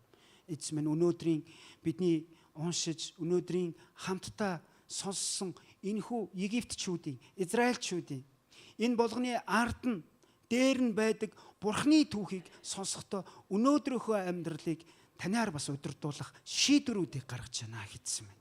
Шийдвэрийг гаргаж байна. Та биднийг өрөөгөр, та биднийг удирдаарай. Таны ариун сүнс бидэнтэй үргэлж хамт байж бид бүхнийг альва бузар муугаас хамгаалах болтугай. Бүх алдрыг таньдаа өргөж, Есүс таны гайхамшигтай нэрээр даатгаж бас тунхаглан залбирч байна. Амен. Халелуя. Эзэн